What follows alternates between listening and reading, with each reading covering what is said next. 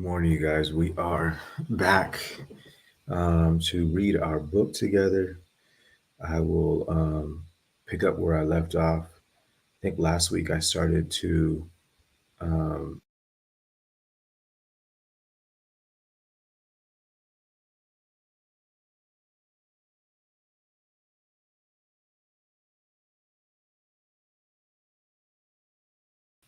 what's important is that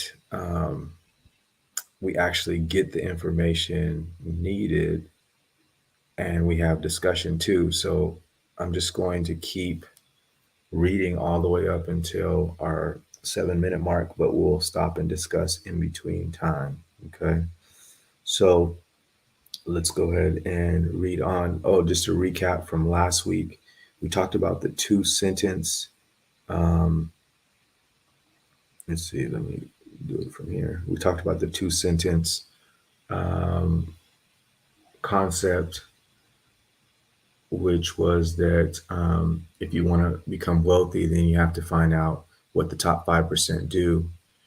And you also have to know what the bottom 95% are doing and don't do those things, right? So I feel like that's a pretty easy formula. Um, and then a couple of highlights. All principles always work the same for everybody. And this is a really useful concept to know in general. Follow the principles that um, follow the principles that rich people follow and stop following the principles that poor people follow, and you will become rich. It's that simple. All right. So we went on to read um, a couple of things. One of the things that we read about was um, the compound interest. And in the compound interest, there's the rule of 72 formula that just basically says that we have to flip the way that we get interest. So right now we may be letting the bank borrow money at a 0 to 3%, and then they end up turning around and allowing us to borrow at 18 to 24%. Um, and so the way it works is if we were to borrow it at the 3% scenario, it would take us forever just to even double our money. Um, and the bank realizes this, and so they take our money and borrow it and double our money quicker than we do. It's an interesting concept. Um, then the next thing we talked about is don't work for money, have money work for you. And actually, let's just go ahead and pick up right there. All right. So don't work for money, have money work for you, and then we'll run it back from there.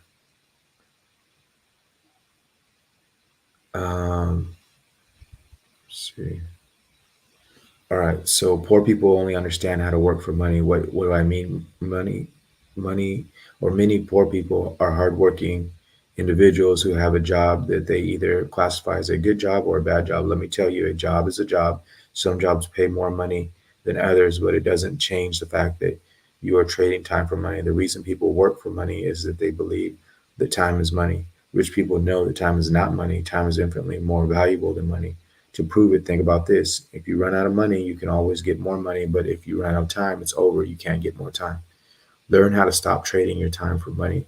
Your employer already knows that time is more valuable than money, even if you haven't figured it out yet. That's why you're willing to give your employer a whole lot of your time for a little bit of your employer's money. So this is an important concept. You may have never thought about this idea, and so it's maybe you think mine's impossible for me to think that money is more important or um, time is more important. I didn't think anything. Well, the truth is you're operating in a way that says that you do think something, and the something that you're thinking is that man, I need to get money more than I need to spend time, right? And if let's just say that you work 40 hours a week at your job, and your job is demanding you to give it a certain amount of time, in that interaction, you're already kind of saying that same thing is that, yeah, I'd rather get this money than spend my time, right? So understand what you're doing. And by the way, it doesn't make it good or bad, it just makes it so. The important thing is to know what you're doing. On the other hand, because your employer understands that time is more valuable than money, the company is willing to give you a little bit of their money for a whole lot of your time. When you figure out this reality, then you will stop trading your time, which is infinitely valuable for money, which only has a limited value. When you trade time for money, it's like renting out your life for less than it's worth. When you rent out your life over a long period of time, you'll sell out your family. I don't want you to go quit your job tomorrow. I do want you to begin to set up your life so that eventually you can put a system in place to make enough passive income to buy back your time. Now let's look at some more differences between the rich and the poor. Don't entertain yourself, educate yourself. So another difference between the wealthy and the poor is that poor people entertain themselves, but rich people educate themselves. Poor people collect DVDs and movies and video games. Rich people collect books, seminars, experiences, and audio programs that teach them how to do something they want to learn how to do. Let me repeat. Poor people entertain themselves. Rich people educate themselves. Poor people stop learning as soon as they get out of school. Rich people continue their education long after they graduate. In fact, most rich people will tell you that the most valuable things they have learned, they didn't learn from school anyway. They learned from mentors.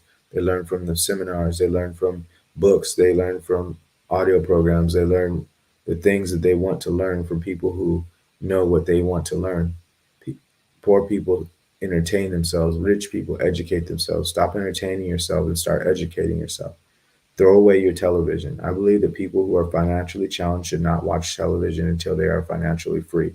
To me, financially challenged means that you are making less than $20,000 a month.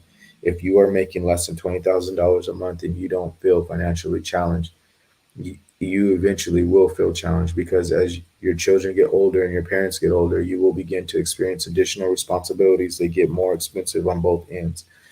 You'll be taking care of children who are getting older, going to college, and getting married. At the same time, you will have increased responsibility with parents who are getting older. Both have increased needs.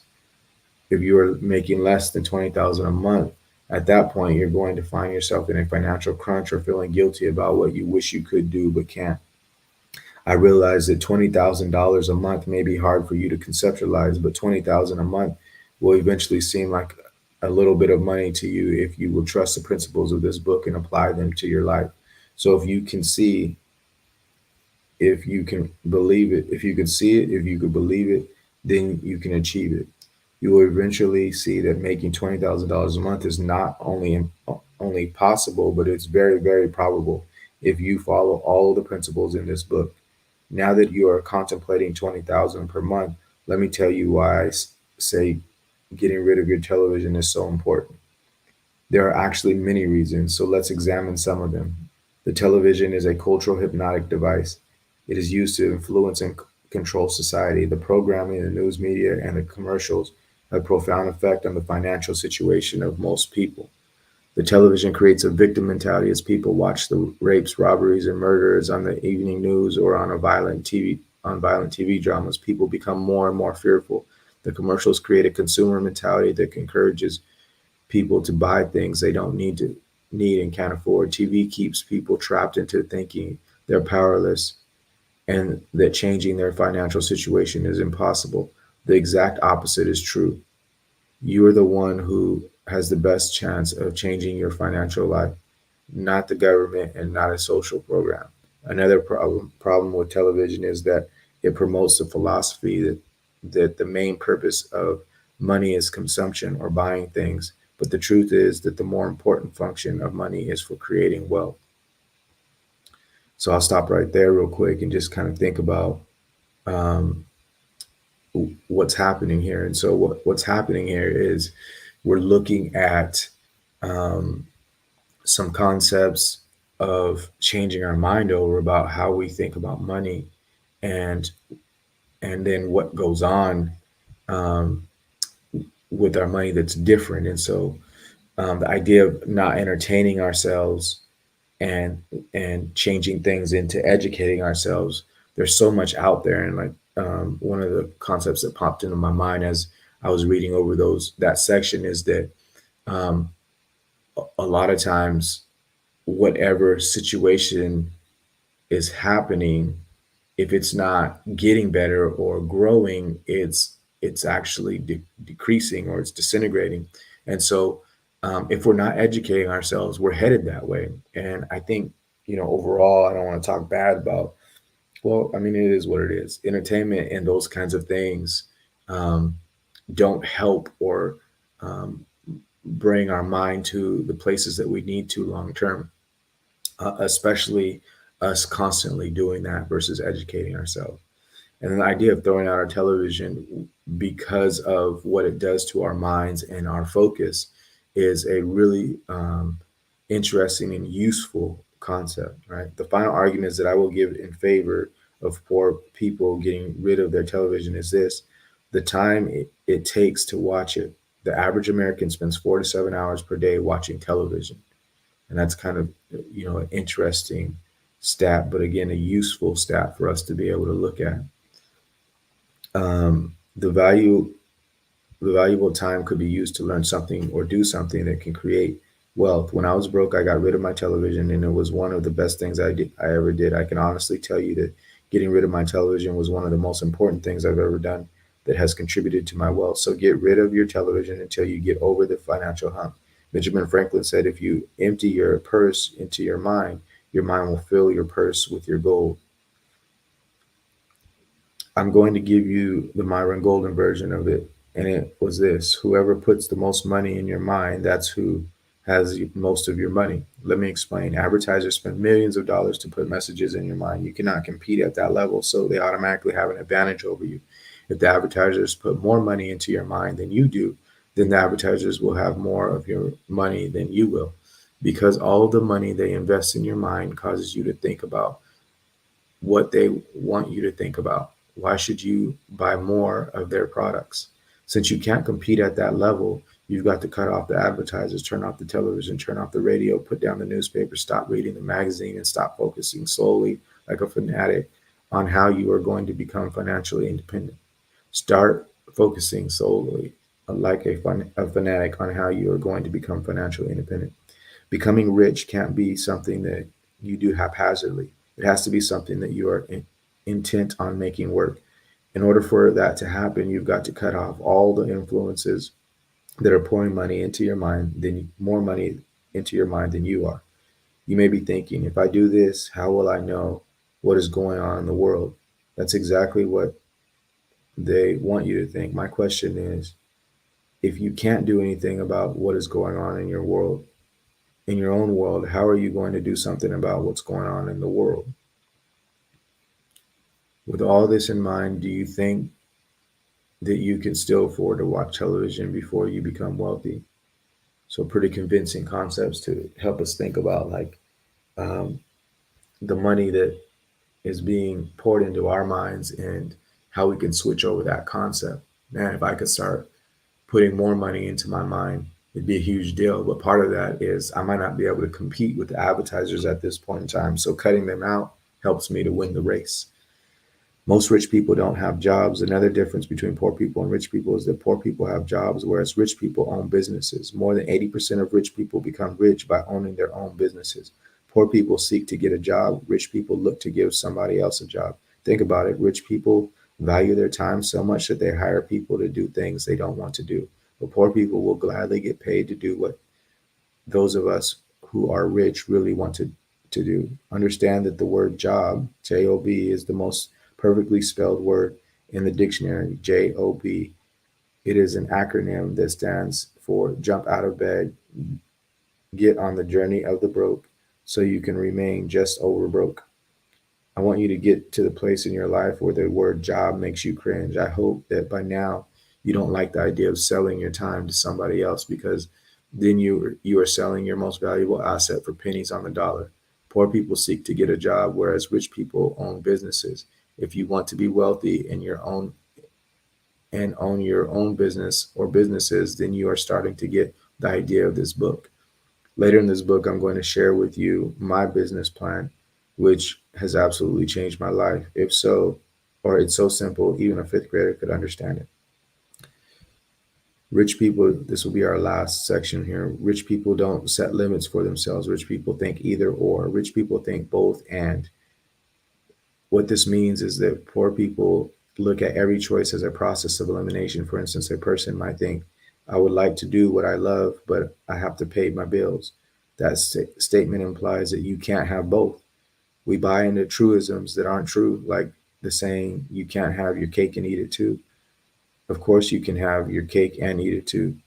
How else would you eat your cake if you didn't have it first? The actual quote is, you can't eat your cake and have it save it too. Ironically, the latter statement is why poor people get poor and rich people get rich. Rich people don't try to eat their cake and have it too. Let me illustrate. Rich people are conservative spenders, but many poor people will spend everything they get as soon as they get it. Then they wonder why they never accumulate wealth. You see, you can't spend your money and have it too. Too many poor people will spend more money than they should to buy things that they really can't afford to impress people they really don't know. The next time you are tempted to do this, stop and say to yourself, I can spend this now and have nothing later, or I can invest this now and have a fortune later. You can't eat your cake and have it too, and you can't spend your money and have it too. If you want to be rich, you must resist the temptation to spend present cash that you could be using and should be using to create future wealth. Once you have created your wealth, then you can become a both and person, because you will then have the ability to travel wherever you choose, and you will enjoy a nice lifestyle without having to worry about money. Poor people think either or, but rich people think both and. Poor people think, well, I've got to either do this or this. Rich people think, how do I do both? Start changing the way you think. Poor people focus on the obstacle, rich people focus on the opportunity. It's all a question of focus. In every situation, there are both obstacles and opportunities. Which one do you usually see? Start thinking like a rich person, and you will eventually be rich. All right. So, um, interesting read for us to look at more mindsets and compare and contrast what the differences are. We'll be back next Monday to continue reading our reading, and we'll talk to you guys soon.